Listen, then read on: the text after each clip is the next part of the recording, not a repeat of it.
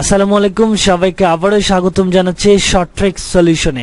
আজকে আমি physics first পেপারের পর্যায়ভিত্তিক গতি চ্যাপ্টার হতে চট্টগ্রাম বিশ্ববিদ্যালয়ের ভর্তি পরীক্ষায় বিগত 10 বছরে যে কোয়েশ্চেনগুলো এসেছিল সেগুলোর শর্টকাট সলিউশন প্লাস অ্যানালাইসিস আজকে আমি আপনাদের জন্য শেয়ার করব।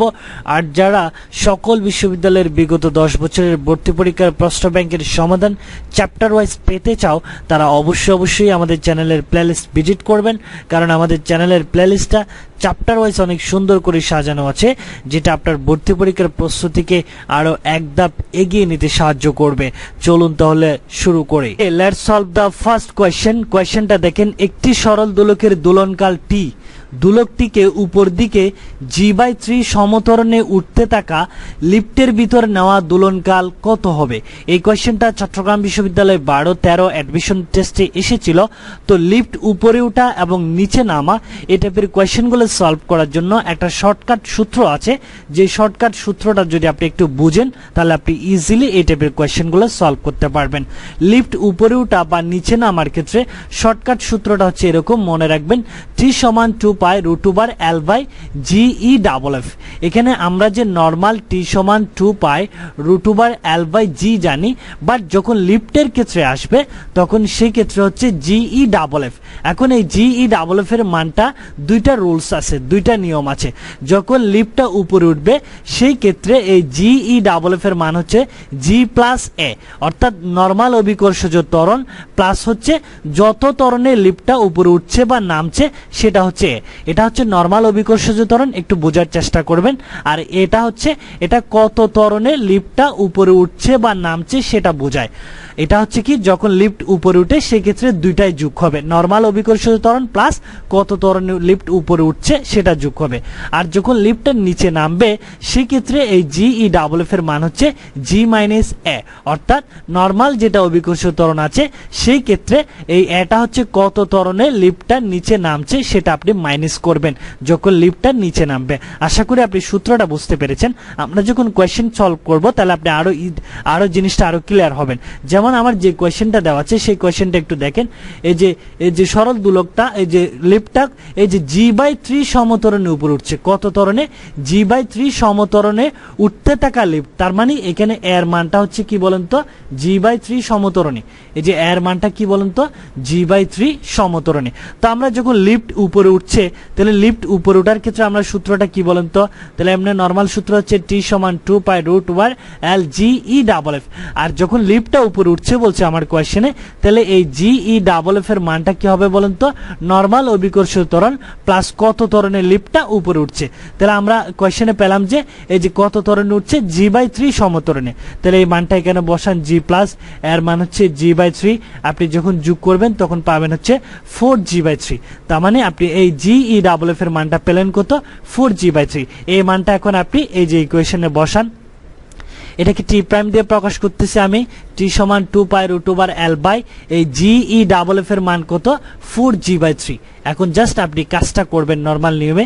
তাহলে আমি যদি কাজটা করি তাহলে আমার এখানে উল্টাই নেন, L × 3 নিচে হবে হচ্ছে 4g। তা আমি যদি সংখ্যাগুলো বের করে নিই তাহলে আমার কি দাঁড়াচ্ছে, √3 বর্গমূল 3/4, আর এখানে হবে হচ্ছে 2π √L/G।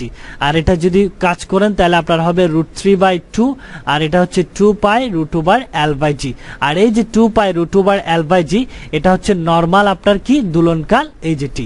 তার মানে আমার এই যে মানটা হবে কত, √3/2 t গুণ। তো আমার কোয়েশ্চেনে এই অ্যান্সারটা আছে কিনা দেখেন। কোয়েশ্চেনে দেখেন অপশনে √3/2 t গুণ নাই, একটাও নাই অপশনে। তার মানে আমার কোয়েশ্চেনের অ্যান্সার হবে কি, নান। অর্থাৎ এই কোয়েশ্চেনে কিন্তু অ্যান্সার হবে কত, √3/2 t গুণ, বাট এখানে কিন্তু অপশনে কোথাও √3/2 t নাই। তার মানে আমার কোয়েশ্চেনের অ্যান্সার হবে কি, নান। আশা করি আপনি আমার ডিসকাশনটা বুঝতে পেরেছেন।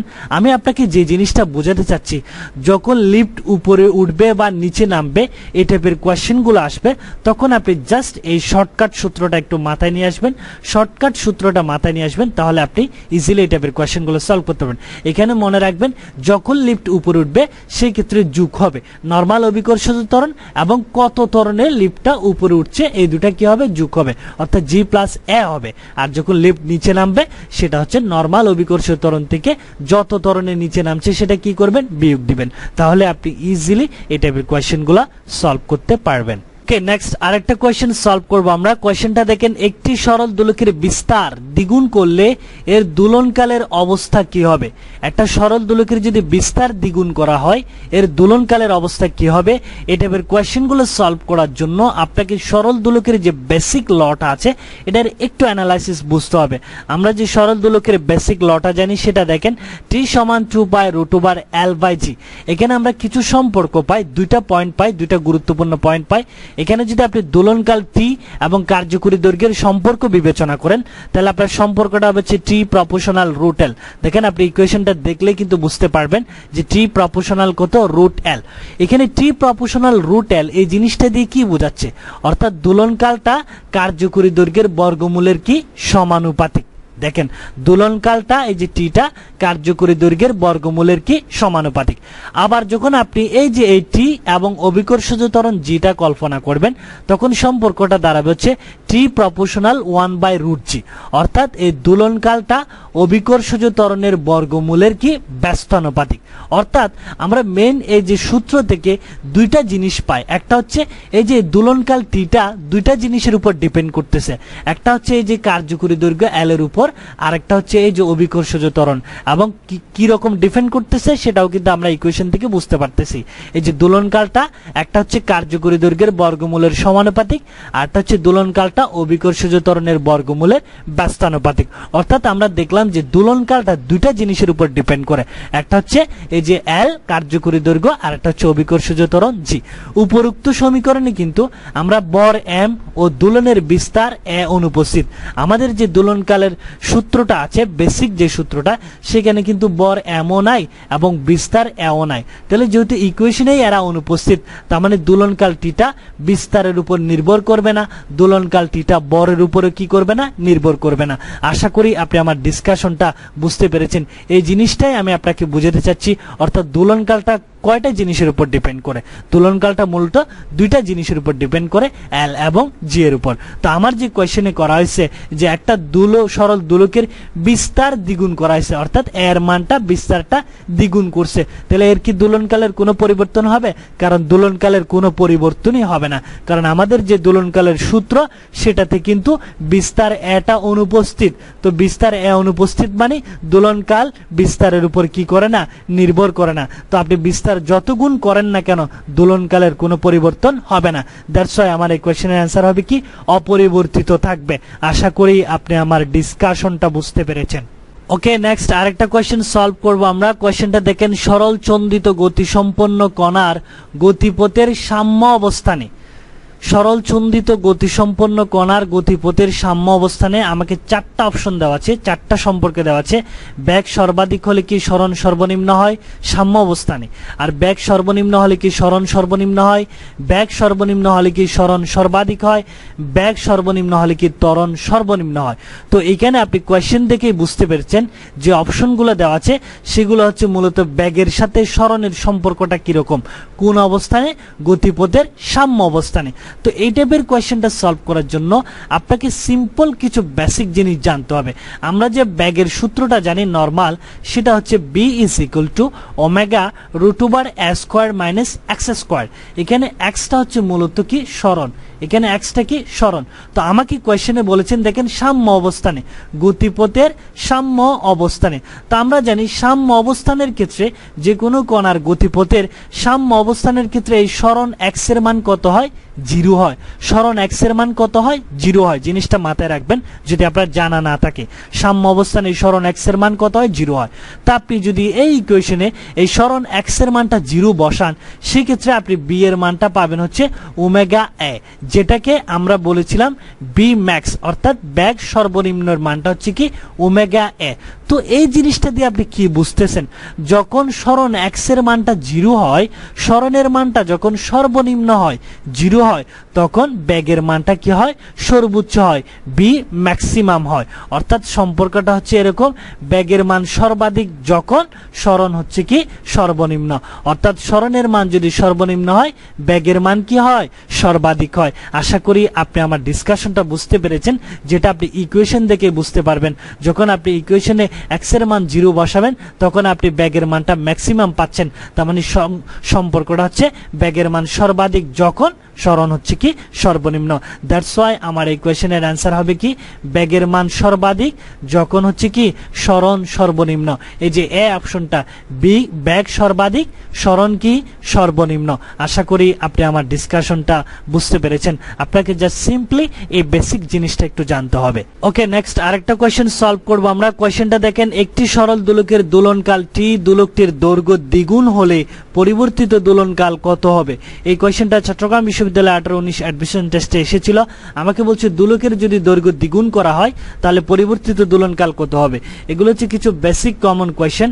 আপনি যদি সরল দোলকের লটা সম্পর্কে একটু ডিসকাশন ভালোভাবে বুঝেন তাহলে ইজিলি এই টাইপের কোয়েশ্চেনগুলো আপনি সলভ করতে পারবেন। যেমন আমার যে সরল দোলকের বেসিক ল সেটা হচ্ছে টি সমান 2π√L/g।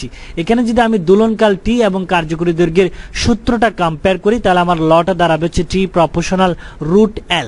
তো এখানে বলছে, আমাকে কোয়েশ্চেনে বলছে কার্যকরী দৈর্ঘ্যটা দ্বিগুণ করছে, 2L গুণ বৃদ্ধি করছে। তো আপনাকে যেটা চিন্তা করতে হবে, কার্যকরী দৈর্ঘ্যের মানটা আপনাকে যত গুণ বৃদ্ধি করা হবে বলবে, সেই তত গুণটা আপনি এই L এর নিচে চিন্তা করবেন, L এর জায়গায় ওই তত গুণটা আপনি বসাবেন।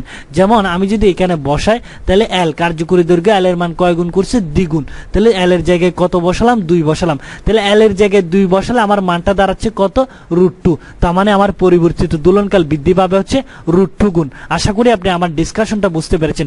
যদি আমাকে বলতো কার্যকরী দৈর্ঘ্য L এর মানটা 4 গুণ বৃদ্ধি করছে, তাহলে 4 গুণ বৃদ্ধি করলে আমি জাস্ট L এর জায়গায় কত বসাবো, 4 বসাবো। তাহলে L এর জায়গায় 4 বসালে আপনার মান কত হয় দেখেন, √4 মানে কত, 2 গুণ। তার মানে যদি বলতো আমার 4 গুণ বৃদ্ধি করাইছে, সেক্ষেত্রে পরিবর্তিত দোলনকাল বৃদ্ধি পাবে হচ্ছে 2 গুণ।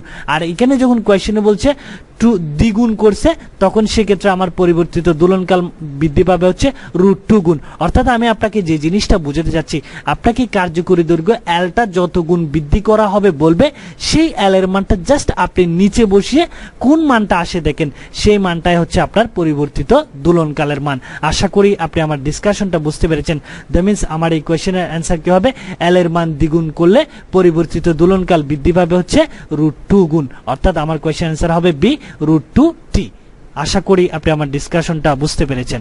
ওকে, নেক্সট আরেকটা কোয়েশ্চেন সলভ করব আমরা। কোয়েশ্চেনটা দেখেন, একটি সেকেন্ড দোলকের দৈর্ঘ্য কত? একটি সেকেন্ড দোলকের দৈর্ঘ্য কত? এই কোয়েশ্চেনটা চট্টগ্রাম বিশ্ববিদ্যালয় 17-18 অ্যাডমিশন টেস্টে এসেছিল। নিচে আমাকে 4টা ইকুয়েশন দেওয়া আছে, কোনটা সেকেন্ড দোলকের দৈর্ঘ্যের সূত্র। তো এই টাইপের কোয়েশ্চেনগুলো সলভ করার জন্য আপনাকে যে বেসিক জিনিসটা জানতে হবে সেটা হচ্ছে, আপনাকে আগে জানতে হবে সেকেন্ড দোলকটা কি, অর্থাৎ সেকেন্ড দোলকের ডেফিনেশনটা কি। সেটা যদি আপনি জানেন তাহলে আপনি ইজিলি এই ইকুয়েশনগুলো ক্রিয়েট করতে পারবেন। আশা করি সবার সেকেন্ড দোলকের সূত্রটা জানা আছে।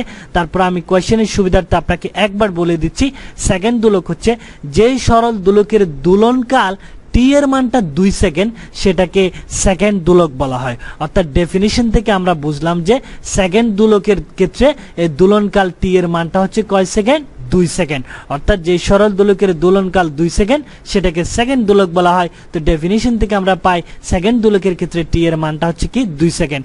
এই জাস্ট টি এর মানটা আপনি সরল দোলকের যে বেসিক সূত্রটা আছে সেখানে বসিয়ে দেন। আমরা যে বেসিক সূত্রটা জানি সেটা হচ্ছে টি সমান 2π√L/g। তো যেহেতু সেকেন্ড দোলক বলছে, সেকেন্ড দোলকের ক্ষেত্রে টি এর মানটা কত, 2। তার মানে এই পাশে হচ্ছে 2π√L/ কত, g। তার মানে উভয় পাশ থেকে এখন 2 বাদ দেন, 2 বাদ দিলে কি হচ্ছে 1, এদিকে হচ্ছে π√L/ কত, g। তা আপনি উভয় পক্ষে বর্গ করেন, এদিকে হবে 1, এদিকে হবে π², এদিকে হবে L স্কয়ার রুট কাটা যাবে, নিচে হবে কি g। তো আপনি জাস্ট ইকুয়েশনটা পাবেন হচ্ছে L ইজ ইকুয়াল টু হচ্ছে g বাই কত, পাই স্কোয়ার। আশা করি আপনি আমার জিনিসটা বুঝতে পেরেছেন। আমি আপনাকে যে জিনিসটা বলেছি, যেহেতু সেকেন্ড দুলক বলেছে, সেকেন্ড দুলকের ক্ষেত্রে আপনাকে জাস্ট সেকেন্ড দুলক কি জিনিস এটা যদি বুঝেন তাহলে আপনি ইজিলি এই ইকুয়েশনগুলো ক্রিয়েট করতে পারবেন। মনে রাখবেন সেকেন্ড দুলকের ক্ষেত্রে দোলনকাল টি এর মানটা 2 সেকেন্ড, ওই 2 সেকেন্ডটা আপনি জাস্ট ইকুয়েশনে বসালেই আপনি সম্পর্কটা পেয়ে যাবেন। সম্পর্কটা মনে রাখবেন, L is equal to G by pi square. এটা হচ্ছে সেকেন্ড দোলকের দৈর্ঘ্য নির্ণয়ের সূত্র। আপনি যদি সরাসরি এই ইকুয়েশনটা মুখস্থ রাখতে পারেন তাহলে এটা আপনার জন্য সবচেয়ে বেটার, কারণ আপনি অনেক বিশ্ববিদ্যালয়ে ভর্তি পরীক্ষার কোয়েশ্চেন ব্যাংক সলভ করতে গিয়ে এই জিনিসটা পাবেন। তো সেকেন্ড দোলক জিনিসটা পাবেন, তো সেকেন্ড দোলক যেহেতু জিনিসটা পাবেন তো আপনি সরাসরি সেকেন্ড দোলকের ডেফিনেশনটা মনে রাখলে সবচেয়ে বেটার হয় ভর্তি পরীক্ষার জন্য, কারণ আপনার অনেকগুলো টাইম কি হয়ে যাবে, সাশ্রয় হয়ে যাবে। মনে রাখবেন সেকেন্ড দোলকের কার্যকরী দৈর্ঘ্যের সূত্রটা হচ্ছে L is equal to G by কত, পাই স্কোয়ার। মুখস্থ করে ফেলবেন। তার মানে আমার কোয়েশ্চেনের অ্যান্সার কি হবে, কোয়েশ্চেনের অ্যান্সার হবে কি, L is equal to second দোলকের ক্ষেত্রে কার্যকরী দৈর্ঘ্য হচ্ছে L is equal to G by pi square. এই টাইপেরই আরেকটা কোয়েশ্চেন দেখেন কিভাবে এসেছিল, যে দেখেন কোয়েশ্চেনটা, পৃথিবী পৃষ্ঠে একটি সেকেন্ড দোলকের কার্যকরী দৈর্ঘ্য কত। কোথায়? পৃথিবী পৃষ্ঠে একটি সেকেন্ড দোলকের কার্যকরী দৈর্ঘ্য। তো আমি আপনাকে আগের কোয়েশ্চেনে বলেছি সেকেন্ড দোলকের যে কার্যকরী দৈর্ঘ্যটা আমরা বের করলাম L is equal to G by pi square. আপনার যদি জিনিসটা মুখস্থ থাকে সরাসরি আপনি এই যে এই টাইপের কোয়েশ্চেনগুলো সরাসরি সলভ করতে পারবেন। যেমন এই কোয়েশ্চেনটা দেখেন, আপনাকে সেকেন্ড দোলকের কার্যকরী দৈর্ঘ্য বের করতে বলা হয়েছে। তো আপনার যদি মুখস্থ থাকে যে সূত্রটা, আমরা জানি সেকেন্ড দোলকের ক্ষেত্রে কার্যকরী দৈর্ঘ্যের সূত্রটা হচ্ছে L is equal to G by pi square. আপনি জাস্ট মানগুলো বসিয়ে দেন, জি এর মান কত 9.8, পায়ের মান কত 3.1416 হোল স্কোয়ার। আপনি যখন কাজ করবেন তখন অ্যান্সারটা পাবেন হচ্ছে 0.993। তার মানে সেকেন্ড দোলকের কার্যকরী দৈর্ঘ্য কত, 0.993। এখানে আমি দুইটা জিনিস আপনাকে মুখস্থ করতে বলবো, আপনি এই দুইটা জিনিস মুখস্থ রাখবেন। একটা হচ্ছে সেকেন্ড দোলকের কার্যকরী দৈর্ঘ্যের সূত্রটা হচ্ছে, ইকুয়েশনটা হচ্ছে L is equal to G by pi square, আর হচ্ছে সেকেন্ড দোলকের কার্যকরী দৈর্ঘ্যের মানটাও আপনি সরাসরি মুখস্থ রাখতে পারেন, কারণ এটা হচ্ছে ফিক্সড 0.993। দুইটাই যদি মুখস্থ করতে পারেন তাহলে আপনার আর কোয়েশ্চেন সলভ করতে হবে না, অপশন থেকে দেখেই আপনি অ্যান্সারটা দাগাইতে পারবেন। এই যে আপনার অ্যান্সার হবে কত, এই যে 0.994, অপশনের ডি অ্যান্সারটা। আশা করি আপনি আমার ডিসকাশনটা বুঝতে পেরেছেন। Okay, today up to this. Video শেষ করার আগে আমি সবাইকে একটা রিকোয়েস্ট করব, যারা কেমিস্ট্রি, ফিজিক্স, ম্যাথমেটিক্সের চ্যাপ্টার ওয়াইজ বিগত 10 বছরের সকল বিশ্ববিদ্যালয়ের প্রশ্ন ব্যাংকের সমাধান পেতে চান তারা অবশ্যই আমাদের চ্যানেলের প্লেলিস্টে একবার ভিজিট করে আসবেন।